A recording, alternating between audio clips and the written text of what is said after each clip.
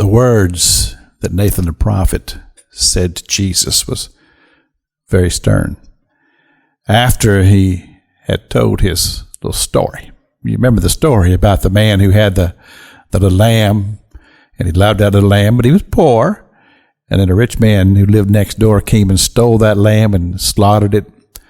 And David heard that story told by Nathan the prophet, and he said, I'll kill that man. And of course Nathan said, thou art the man. Well, the sternness began with pronouncements of both judgment and mercy.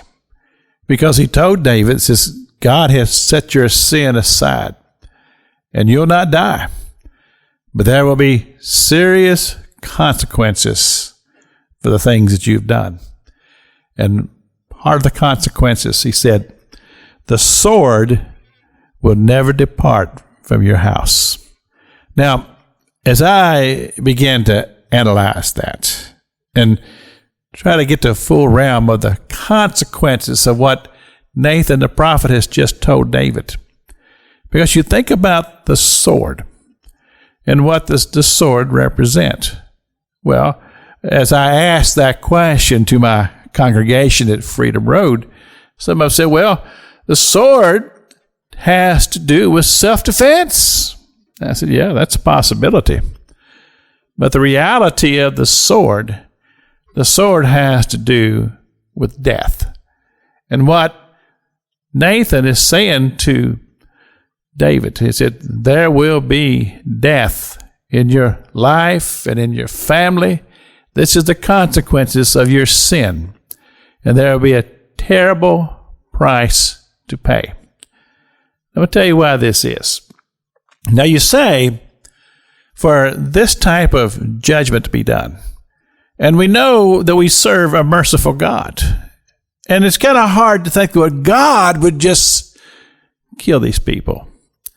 No, if you think about the story of Job, and what happened in the story of Job was that God just removed his hand off of Job for a while, and he turned him over to the devil, to the serpent, to do what the serpent does.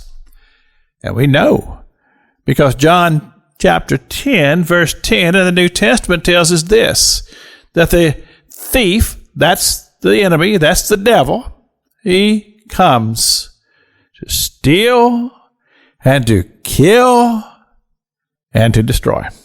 And you've probably heard me say this before on this radio broadcast, that the devil's highest prize is death. He celebrates death. And he celebrates death to where he can enslave a person forever in his kingdom of darkness. And this is why I would never celebrate the darkness of death, because death is something that is honored and cherished by the devil himself. So, the pronouncement of death upon David and his family, and the terrible price that he will pay.